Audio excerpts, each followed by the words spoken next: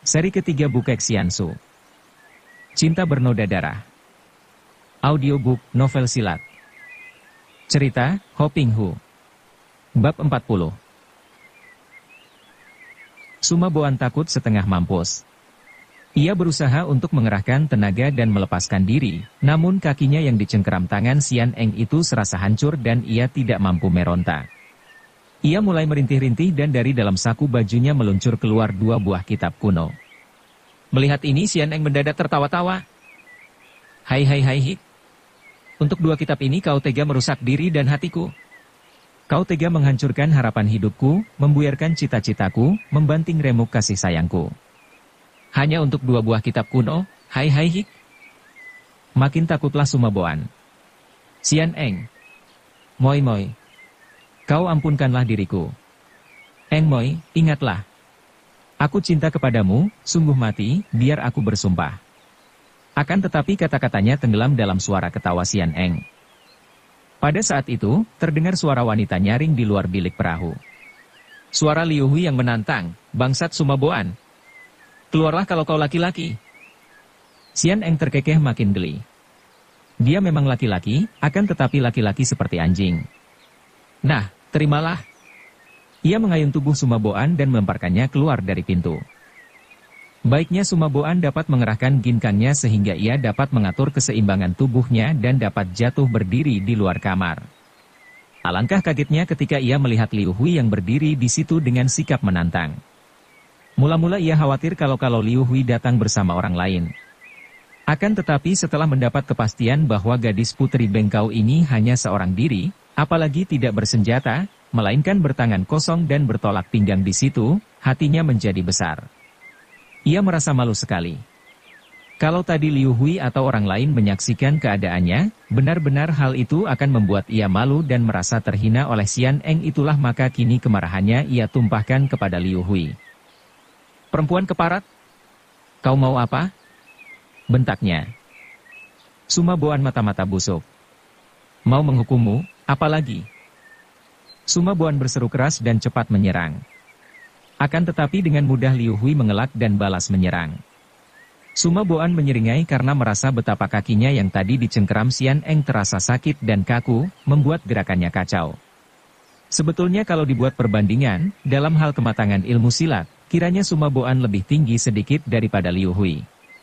Ia sudah mewarisi banyak macam ilmu dan sudah lebih banyak pengalamannya bertempur. Akan tetapi pada saat itu, Suma Boan sedang merasa gelisah memikirkan keadaan Xian Eng. Selain itu, ia pun masih menderita luka di betisnya, luka yang terasa perih, ditambah lagi cengkeraman Xian Eng pada pergelangan kakinya tadi serasa meremukkan tulang kakinya. Oleh karena merasa kaku dan sakit-sakit kakinya, segera Suma Boan mengeluarkan ilmunya yang paling ia andalkan, yaitu Tok Chi Chiang Hoat, ilmu silat jari beracun. Ilmu silat ini ia warisi dari Itgan Kaaiong, hebatnya bukan main. Untuk mainkan ilmu silat ini, ia hanya menggunakan jari telunjuk dan jari tengah dari kedua tangannya, dipakai menyerang secara menusuk. Namun jangan dipandang remeh jari-jari ini, karena ketika ditusukkan, jari-jari ini mengandung hawa pukulan beracun yang sekali mengenai tubuh lawan dapat mengakibatkan maut datang menjemput. Melihat datangnya serangan yang mengeluarkan angin berciutan serta melihat uap hitam yang mengepul dari jari-jari itu, Liu Hui sebagai putri ketua bengkau yang sakti maklum dan dapat menduga bahwa lawannya mempergunakan ilmu pukulan jahat dan ganas. Ia tidak berani menghadapi pukulan-pukulan keji ini, cepat menggunakan ginkang dan kegesitan tubuhnya untuk mengelak ke sana kemari mencari kesempatan membalas. Ia maklum bahwa kalau tangannya sampai terbentur jari-jari itu, ia akan terluka oleh racun berbahaya. Suma Boan menjadi makin penasaran dan melihat lawannya tampak takut menghadapi jari-jarinya, ia menjadi makin ganas. Serangannya makin gencar dan ia mengejar terus kemanapun juga Liu Hui mengelak. Baik bagi Liu Hui bahwa kaki Suma Boan terluka sehingga pemuda itu kehilangan kegesitannya. Andai kata tidak demikian, agaknya tidak mudah bagi Liu Hui untuk dapat menyelamatkan diri. Pertandingan ini berjalan setengah jam lebih dan Suma Boan mulai tampak lelah. Memang ia sudah lelah sekali, dan kakinya makin sakit. Namun berkat ilmu pukulannya yang dahsyat dan keji, Liu Hui belum sempat membalas dan selalu menyelamatkan diri. Hal ini dimengerti oleh Sumaboan, maka sambil mengeluarkan suara gerengan seperti harimau ia mendesak terus, mengerahkan seluruh tenaganya dan tidak mempedulikan rasa sakit di kakinya. Liu Hui kaget sekali dan ia betul-betul terdesak ketika ia mengelak sambil main mundur. Akhirnya ia terdesak sampai di ujung perahu dan agaknya tidak ada jalan keluar lagi baginya. Hahaha, bocah sombong. Kemana lagi kau akan lari? Sumaboan mengejek, lalu menerjang maju dengan tusukan kedua jari tangan kanannya sambil memekik, "Hiaat."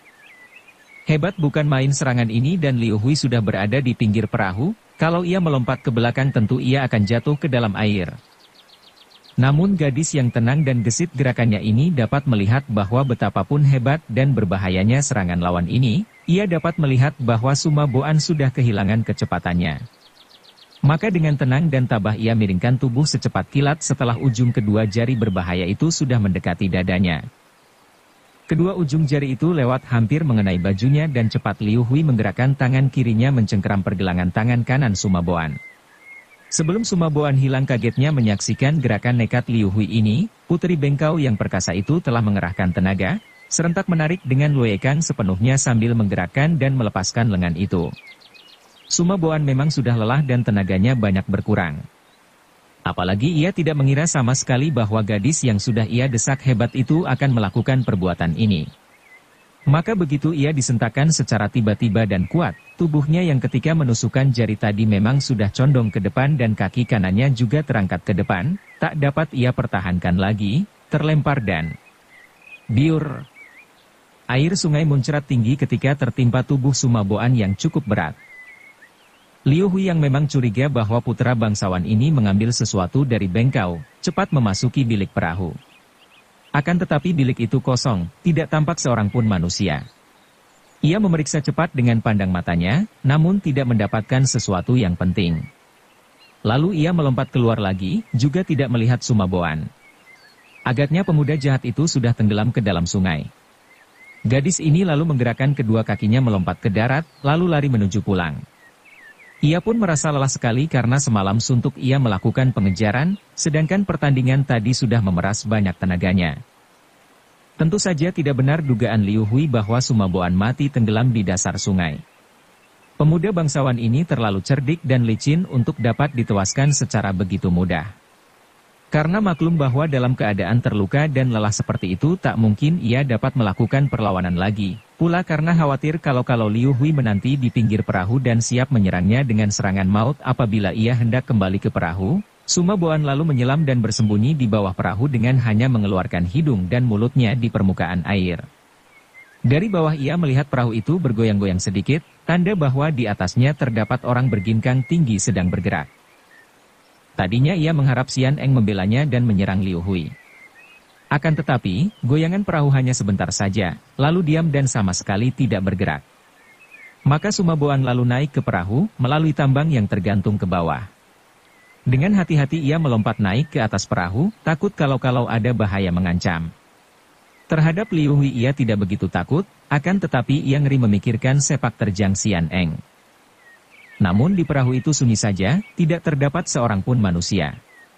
Sumaboan berindap-indap memasuki kamar perahu, menjenguk hati-hati. Kosong. Hatinya serasa tertusuk, penuh kekecewaan, penasaran, dan kemarahan. Tak perlu ia mencari lagi. Terang bahwa 2 buah kitab kuno yang dibawa Xian Eng dan kemudian ia rampas, ketika tadi jatuh dari dalam saku bajunya, telah diambil kembali oleh Xian Eng yang sekarang telah pergi entah kemana. Perempuan laknat. Sumaboan menyumpah-nyumpah sambil menanggalkan pakaiannya yang basah untuk diganti dengan yang kering. Kemudian ia duduk di atas dipan dan termenung. Xian Eng telah ia nodai dan ada 2 akibat yang mungkin menjadi ekor peristiwa ini. Pertama, gadis itu akan merasa menjadi istrinya walaupun tidak sah dan inilah yang ia harapkan ketika ia melakukan perbuatan terkutuk itu. Apabila begini akibatnya, tentu Xian Eng kelak akan hilang marahnya dan akan datang menyerahkan diri dan kalau sudah begitu, boleh saja ia pura-pura mengawininya dengan sah agar kitab-kitab itu dan terutama ilmu aneh yang dimiliki Xian Eng dalam waktu 2 pekan, terjatuh ke dalam tangannya. Akan tetapi akibat kedua mengerikan hatinya. Mungkin sekali akibatnya sebaliknya sama sekali, dan gadis itu akan merasa sakit hati kepadanya lalu memelihara dendam kesumat yang tiada habisnya terhadap dirinya. Memikirkan akibat kedua ini, Sumaboan bergidik. Dua buah kitab itu telah kulihat sepintas lalu, yang sebuah adalah kitab ilmu silat dan yang sebuah lagi ilmu pedang. Akan tetapi Sian Eng telah memiliki tenaga kecepatan dan gerakan yang luar biasa anehnya yang tak mungkin ia pelajari dari dua buah kitab itu, apalagi hanya dalam waktu 2 pekan. Agaknya banyak rahasia aneh di dalam gua itu. Aku harus memberitahu Suhu. Ah, tidak, kalau Suhu yang menemukan semua itu, tentu takkan diberikan kepadaku. Demikianlah, Sumaboan melamun dan memeras pikirannya. Akhirnya ia mengambil keputusan untuk mencari kesempatan baik dan kalau kesempatan ini terbuka, ia sendiri yang akan menyelidiki ke dalam gua. Akan tetapi untuk itu ia harus membuat persiapan. Sebelum melakukan tugas penting ini, lebih dulu ia harus menemui gurunya dan kebetulan gurunya akan membuat pertemuan di puncak Taisan. Maka berangkatlah Sumaboan ke arah Taisan. Adapun Sian Eng, setelah melempar keluar Sumaboan, sambil terisak-isak lalu menyambar 2 buah kitab dan selagi Sumaboan bertanding melawan Liu Hui, ia mempergunakan kesempatan itu untuk melesat keluar dari jendela bilik perahu, terus melompat ke darat dan melarikan diri sambil menangis terseduh-seduh sepanjang jalan. Akan tetapi, kadang-kadang ia tertawa dan memaki-maki diri sendiri. Mulai saat itu, apabila teringat akan nasibnya, teringat kepada Sumaboan, keadaan Sian Eng menjadi berubah tidak normal lagi, suka menangis dan tertawa berganti-ganti.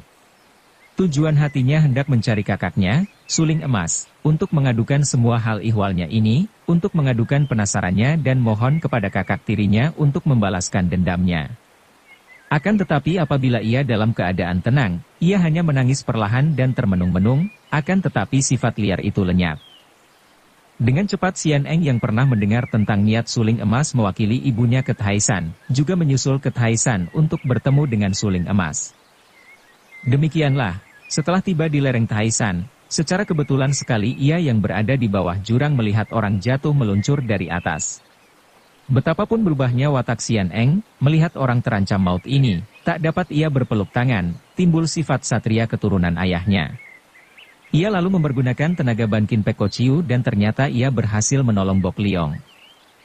Ketika melihat bahwa yang ia tolong adalah Lai Bok Liong, seketika timbul rasa malu di hatinya karena ia merasa bahwa ia telah menjadi seorang yang terhina, maka tanpa banyak cakap ia lari meninggalkan pemuda yang ditolongnya itu dan terus ia mendaki puncak dengan kecepatan luar biasa. Bagus, bagus sekali. Hehehehe. Suara ini disusul ketawa bergelak yang mengumandang di lain bagian dari lereng Gunung Taisan, keluar dari sebuah hutan yang penuh pohon pek. Hutan kecil ini merupakan hutan yang paling kaya akan tumbuh-tumbuhan obat-obatan yang tumbuh liar di bawah pohon pek itu. Bagus, wah wah wah.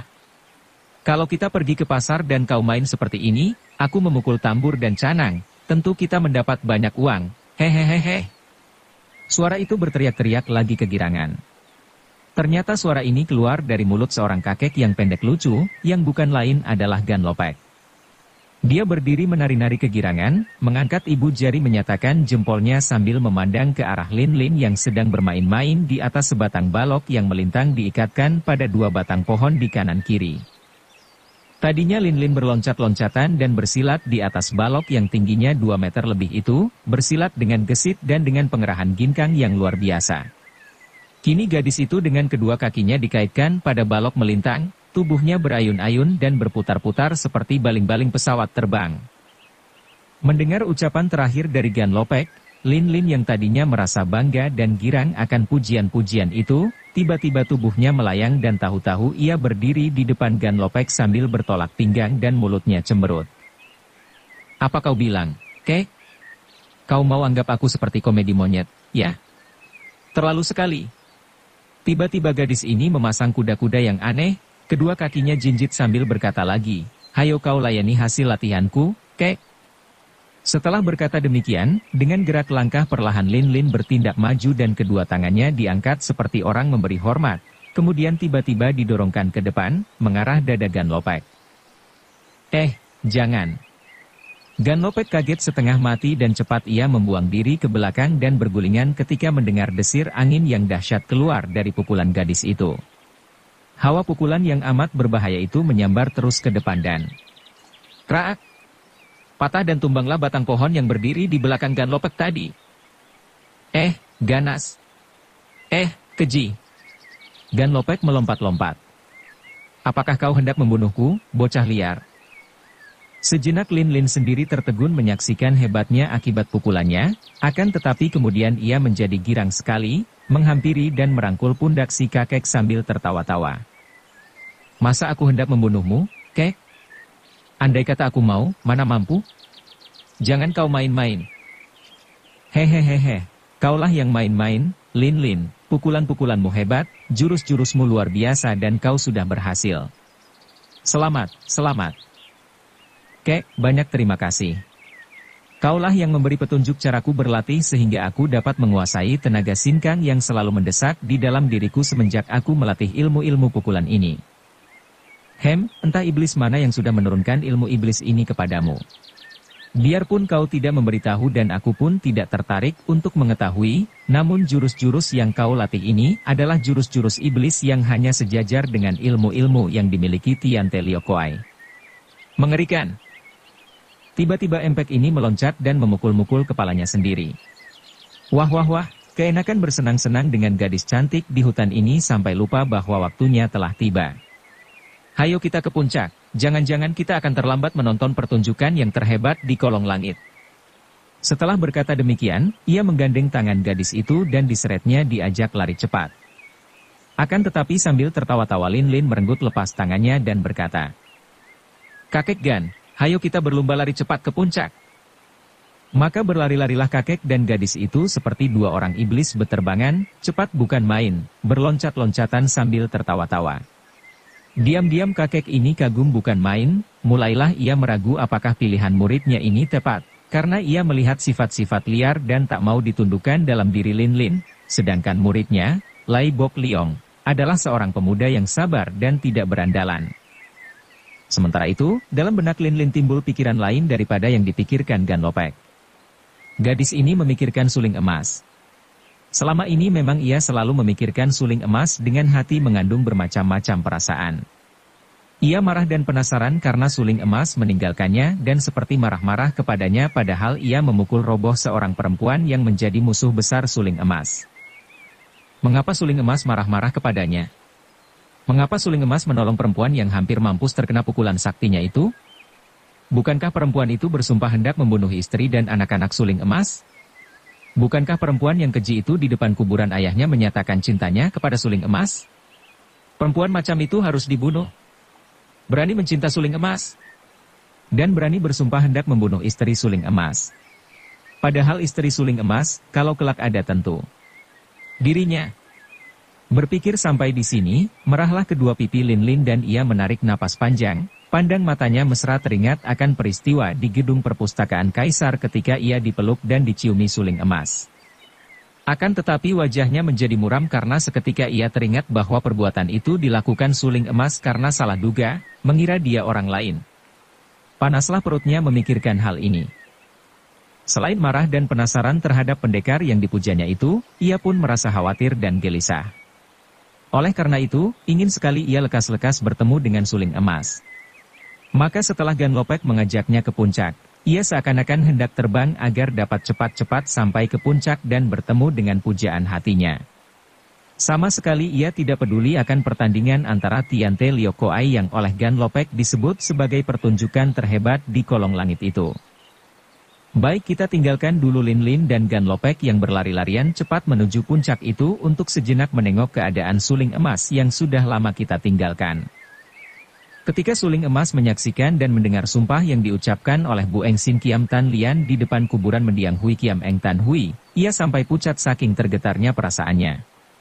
Benar-benar hidupnya telah menimbulkan banyak hal-hal yang merupakan malapetaka besar. Persoalan antara ayah gadis itu dan ibunya, sudah dibentangkan oleh Bu Kek Sian Su dan merupakan persoalan antara mereka sendiri yang sebenarnya tidak ada sangkut pautnya dengan Tan Lian dan dia. Akan tetapi agaknya kini timbul lagi hal lain yang mencelakakan, yaitu kenyataan pahit bahwa gadis baju hijau, ahli pedang itu, ternyata jatuh cinta kepadanya. Celaka 12. Dan Tan Lian bersumpah di depan kuburan ayahnya untuk membunuh istri dan anak-anaknya. Dapat dibayangkan betapa hancur hati Suling Emas, betapa duka dan menyesalnya. Akan tetapi percobaan yang menimpa hatinya ini menjadi lebih hebat ketika Lin Lin tiba-tiba muncul dan menyerang Tan Lian tanpa ia mampu mencegahnya. Pukulan yang dahsyat itu tak bisa lain adalah hasil mempelajari ilmu pukulan peninggalan Pajiu Sinong. Hebatnya bukan kepalang dan sekali memeriksa saja tahulah Suling Emas bahwa ia tidak mampu menolong keselamatan nyawa Tan Lian. Tak seorang pun di dunia ini akan mampu, kecuali tentu saja si Raja Obat di lereng Taisan. Maka tanpa banyak cakap lagi ia lalu memondong tubuh Tan Lian dan setelah menegur Lin Lin, ia melesat pergi meninggalkan Lin Lin.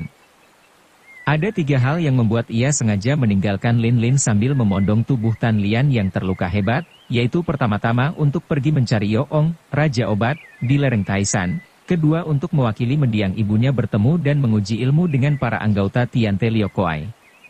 Dan hal yang ketiga adalah karena ia sengaja hendak menjauhi Lin Lin. Ia merasa betapa besar bahayanya kalau ia terus melakukan perjalanan bersama gadis itu. Gadis remaja itu secara jelas sekali membayangkan kasih sayang kepadanya, membayangkan cinta berahi dan agaknya mempunyai keyakinan bahwa ia pun membalas cinta kasih Lin Lin. Dan inilah yang amat ia khawatirkan. Dekat dengan Lin Lin sama dengan dekat dengan setangkai bunga yang indah jelita, yang semerbak mengharum, yang mendatangkan rasa suka di hati, mendatangkan rasa gembira. Beratlah rasanya untuk mempertahankan hati. Lebih berat daripada menghadapi 100 orang lawan tangguh. Ia maklum bahwa lambat laun ia akan jatuh pula, tak mungkin seorang laki-laki yang normal takkan runtuh hatinya menghadapi seorang gadis yang begitu cantik jelita, dengan muka yang mirip dengan muka bekas kekasihnya, Suma Cheng, dengan watak yang demikian jenaka, gembira, lincah dan dengan hati yang putih bersih tak ternoda sedikit pun kekotoran duniawi. Kalau dilanjutkan pergaulannya dengan Lin Lin, akhirnya sifat egonya, mementingkan diri sendiri, akan mengalahkannya, dan kalau sudah terjadi demikian, mau tak mau ia akan mengisi kekosongan hatinya dengan Lin Lin, sebagai pengganti Suma Cheng. Akan tetapi, bukanlah demikian dasar perasaan Suling Emas. Ia tidak ingin merusak hidup Lin Lin. Gadis itu masih seorang remaja, sedangkan dia sudah cukup dewasa, terlalu tua untuk Lin Lin. Hatinya telah terlalu kering untuk bermain cinta. Apalagi setelah timbul peristiwa semacam sumpah Tan Lian, ia tidak ingin menyeret orang lain, apalagi Lin Lin yang ia sayang, ke dalam rantai dendam yang mengerikan itu. Demikianlah, dengan batin menderita Suling Emas berlari cepat membawa Tan Lian ke Taisan.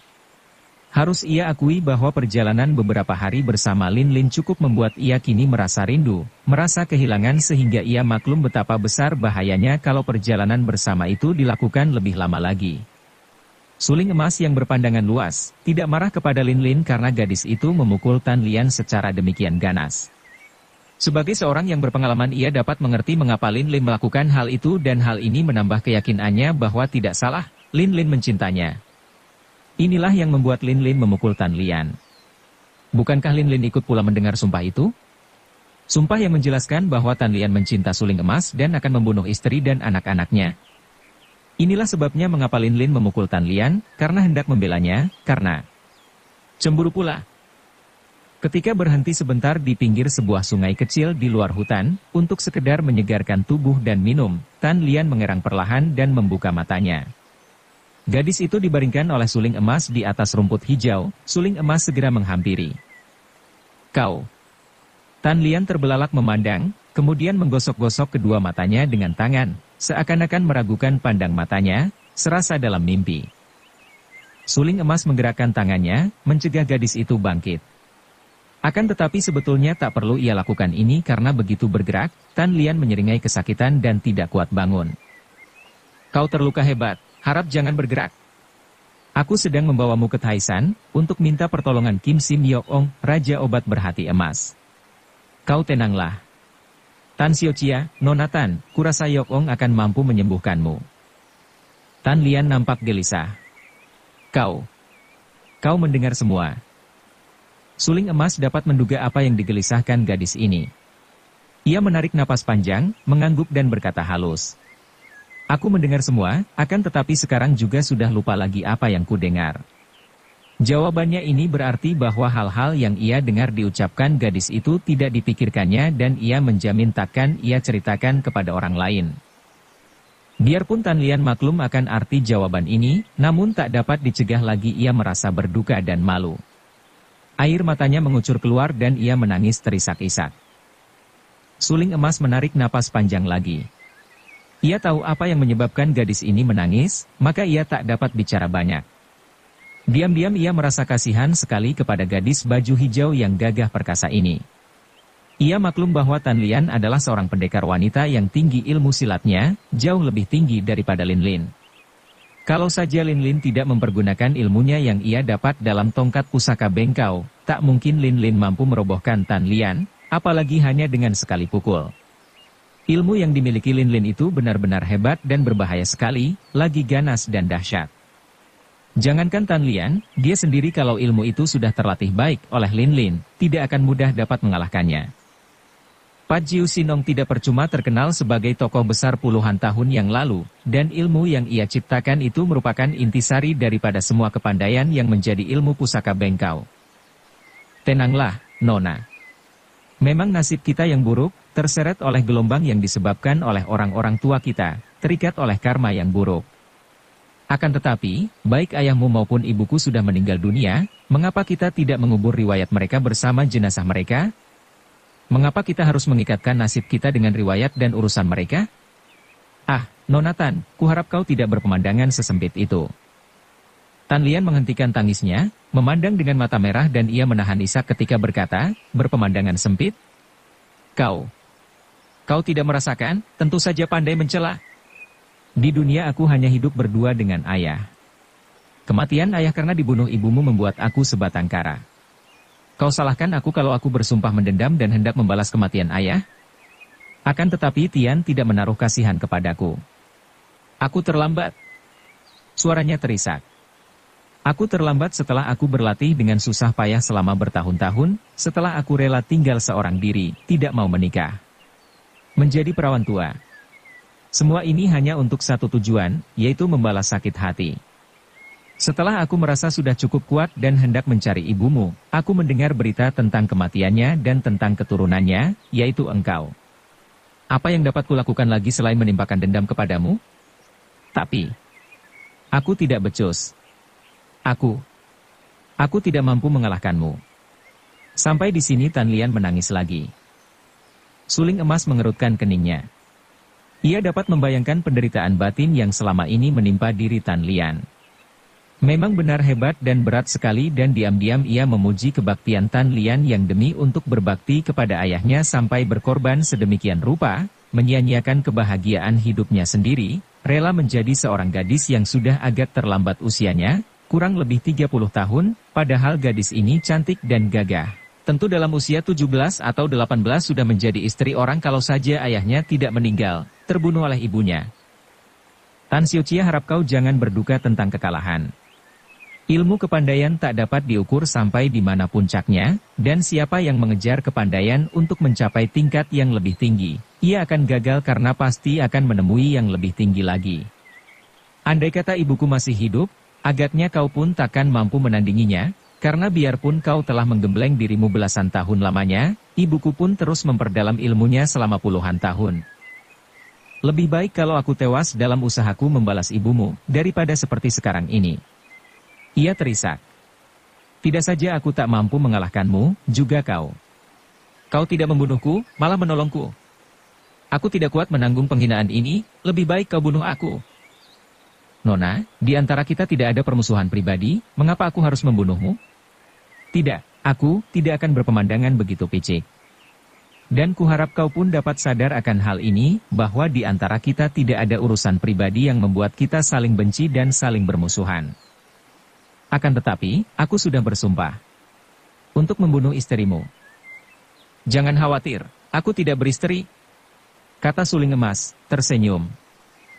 Tapi wanita yang memukulku itu? Ah, dia tentu tunanganmu. Suling Emas kembali menggelengkan kepalanya, tapi kini keningnya berkerut. Tapi, jelas dia mencintamu. Suling Emas kaget bukan main mendengar pernyataan ini. Bagaimana gadis ini bisa tahu bahwa Lin Lin mencintanya? Mengapa kau berkata demikian? Katanya, suaranya tenang saja, padahal jantungnya berdebar keras. Dia cemburu kepadaku. Kumaksudkan. Tan Lian menjadi gugup sekali karena tanpa ia sengaja atau sadari, ia sendiri sudah membuka rahasia hatinya. Tak mungkin, Nona. Dia adalah adik tiriku. Tan Lian tercengang dan entah mengapa, tiba-tiba wajahnya berseri gembira. Akan tetapi hanya sebentar, karena ia lalu menghela napas dan berkata dengan lirih dan berat, aku sudah bersumpah memusuhimu, tak perlu kau berlaku baik kepadaku, tiada gunanya. Lebih baik aku mati saja, tak perlu kau carikan orang pandai untuk berobat. Mengapa kau begini putus harapan, Nona? Kau masih muda, kau berhak hidup. Muda, katamu? Seorang wanita sudah berusia. Seperti aku, kau bilang masih muda? Aku adalah perawan tua. Tiada harapan lagi. Untuk apa hidup hanya menjadi bahan ejekan? Sebatang kara, tiada keluarga, tugas pun terbengkalai tak terpenuhi, apa artinya hidup? Aku sudah tua. Kembali air matanya mengalir turun. Kau masih muda, Nona Tan. Muda dan cantik jelita lagi gagah perkasa. Kurasa, dia yang merasa dirinya pandai dan tampan, satria-satria di dunia Kang Ou, akan berebutan untuk mendapatkan perhatianmu, dan akan merasa bahagia sekali kalau menjadi pilihanmu. Sepasang pipi gadis itu tiba-tiba menjadi merah, matanya memandang lebar-lebar ke arah suling emas seakan-akan hendak menyelidiki apakah ucapan itu keluar dari hati yang jujur. Melihat sepasang mata suling emas memandang sungguh-sungguh dan membayangkan kejujuran, Tan Lian menjadi begitu girang sehingga ia tergagap.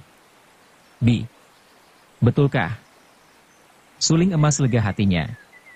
Ia mengangguk meyakinkan, lalu membungkuk dan memondong tubuh Tan Lian lagi sambil berkata, mari kita lanjutkan perjalanan agar kita segera sampai di Taisan. Tak baik bagi kesehatanmu terlalu banyak bicara seperti ini. Di dalam pondongan pemuda itu, Tan Lian termenung-menung. Dia masih belum beristri, usianya sudah lanjut pula, tentu lebih tua beberapa tahun daripada dia sendiri. Permusuhan antara orang tua tentu saja akan hapus kalau mereka menjadi suami istri. Dia begitu baik, begini gagah perkasa, dan bukankah dia tadi memuji-muji bahwa aku cantik jelita dan gagah? Bukankah pujian yang keluar dari mulut seorang laki-laki, pujian yang bukan hanya kosong, yang keluar dari hati sejujurnya, menjadi bayangan daripada cinta kasih? Makin muluk-muluk lamunan Tan Lian sehingga akhirnya ia tertidur nyenyak di dalam pondongan suling emas. Di lereng Taisan yang agak tersembunyi, di bagian yang paling sunyi karena hanya penuh dengan hutan-hutan belukar, terdapat sebuah pondok sederhana dan bersih, mempunyai banyak jendela sehingga di dalam pondok itu hawanya sejuk segar. Inilah tempat tinggal Kim Sim Yok Ong, seorang kakek yang rambut dan jenggotnya sudah putih semua akan tetapi wajahnya tetap segar berseri dan kemerahan seperti wajah seorang pemuda remaja, sepasang matanya bersinar-sinar dan bentuknya indah seperti mata wanita cantik. Jari-jari tangannya halus dan runcing seperti tangan seorang terpelajar, gerak-geriknya halus, tutur sapanya ramah dan sopan, pakaiannya sederhana dan dari kain murah, akan tetapi bersih sekali, sebersih kuku-kukunya dan rambutnya. Inilah dia Kim Sim Yok Ong yang namanya terkenal di seluruh jagat, yaitu nama sebutannya, bukan nama aslinya karena nama aslinya tidak ada yang tahu. Ia dijuluki Kim Sim, hati emas, karena kakek ini menolong kepada siapa saja yang perlu ditolong, tidak pilih kasih, tidak pandang bulu, tanpa pamrih, tanpa syarat seolah-olah hatinya terbuat daripada emas yang amat berharga penuh dengan cinta kasih akan sesamanya. Di samping ini ia disebut Yok Ong, Raja Obat, karena ilmu pengobatan yang ia miliki benar-benar luar biasa sekali sehingga banyak orang bilang bahwa tidak ada penyakit di dunia ini yang tidak bisa diobati dan disembuhkan oleh Kim Sim Yok Ong. Karena kebaikan hatinya yang tidak pandang bulu dan tidak pilih kasih inilah agaknya maka semua orang di dunia ini, termasuk mereka yang memiliki watak kasar dan buruk, semua segan-segan dan tidak berani mengganggunya. Bukan tidak berani terhadap Kim Sim Yok Ong sendiri yang tak pernah dilihat orang bermain silat, akan tetapi tidak berani karena sekali dia mengganggu Kim Sim Yok Ong, tentu ia akan berhadapan dengan seluruh tokoh di dunia Kang Ou, baik tokoh kanan maupun kiri, tokoh putih maupun hitam, para pendekar maupun penjahat. Agaknya Kim Sim Yok Ong sudah menjadi milik semua orang yang akan membelanya mati-matian. Akan tetapi, tidaklah sering Raja Obat ini dikunjungi orang yang hendak berobat. Pertama, Karena tempat tinggalnya seringkali berpindah-pindah dan selalu ia memilih lereng-lereng gunung yang tinggi dan yang mempunyai tetumbuhan yang mengandung obat. Kedua, kepandaiannya yang istimewa adalah khusus untuk mengobati orang-orang terluka oleh pukulan-pukulan, oleh senjata-senjata rahasia, atau oleh racun-racun. Dalam hal inilah ia memang memiliki kepandaian istimewa. Adapun kepandaiannya mengobati orang-orang sakit biasa, tidaklah istimewa, sama dengan tabib-tabib yang banyak terdapat di kota-kota.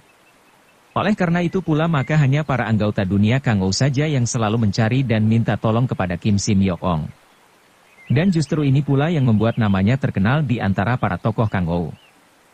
Bahkan tak boleh disangkal lagi, 6 iblis Tiante Liokai yang kini tinggal 5 orang saja itu, sengaja memilih puncak Taisan sebagai tempat mengadu ilmu karena pada waktu itu Kim Sim Yok Ong berada di gunung itulah.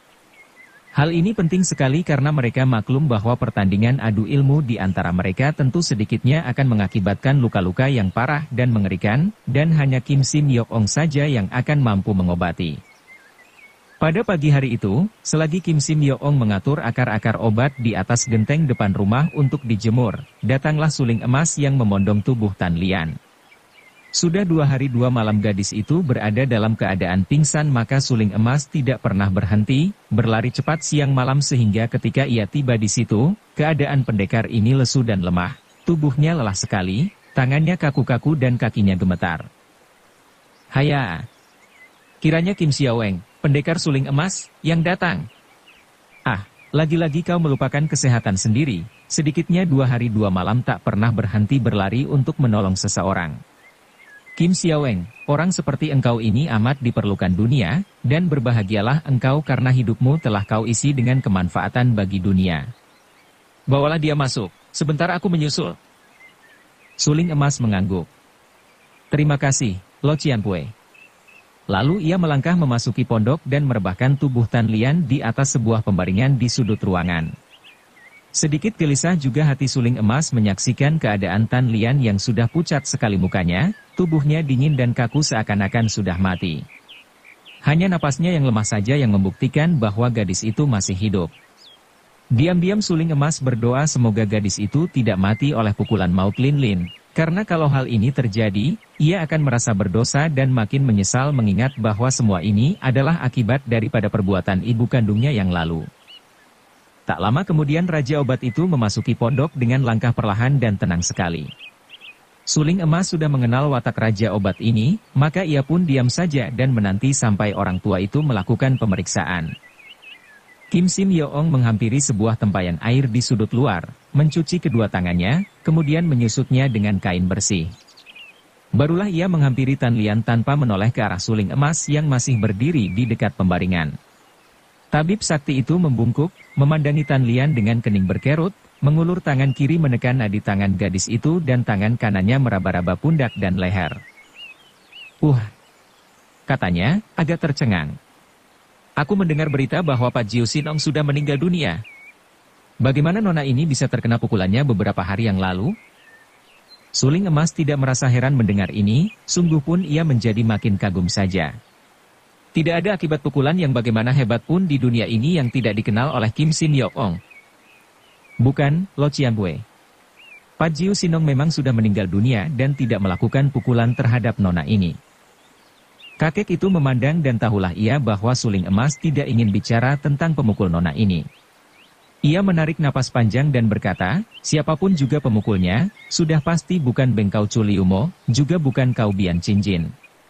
Kalau bukan Pak Jiu Sinong, entah siapa yang mampu melakukan pukulan ini. Siapapun juga, dia menggunakan pukulan bengkau dan aneh sekali bahwa kau yang membawanya ke sini untuk obati.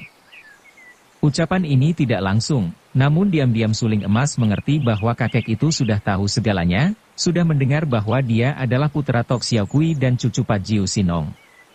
Alangkah cepatnya berita tersiar, tidak heran bahwa tokoh-tokoh Kang Ou mencari dan hendak mengeroyoknya. Apalagi kalau diingat bahwa banyak tokoh Kang Ou mengunjungi kakek ini untuk minta obat. Kau keluarlah dulu, Kim Xiaoweng, biar ku coba untuk mengobati nona ini. Suling emas selalu mengangguk, melangkah keluar dan duduk di atas sebuah batu hitam yang terdapat di depan pondok itu. Memang di depan pondok terdapat sekumpulan batu-batu besar yang beraneka warna. Inilah sebuah di antara kesukaan Kim Sim Yok Ong, yaitu mengumpulkan batu-batu yang licin halus dan aneh-aneh macam serta warnanya. Lebih 2 jam suling emas menanti, belum juga ada berita dari dalam. Ia melamun dan bermacam pikiran menggodanya, terutama sekali pikiran tentang diri Lin Lin. Ia merasa amat sayang dan kasihan kepada gadis remaja itu, malah hampir ia jatuh cinta. Berulang kali suling emas menarik napas panjang, bukan sekali-kali menyesali nasibnya, melainkan menyesal mengapa setelah ibunya menjadi sebab kegegeran dunia, kini dia menjadi sebab pula kegegeran hati gadis-gadis cantik. Bersambung ke bab 41. Dukung kami dengan subscribe, follow, like, komen dan share. Terima kasih.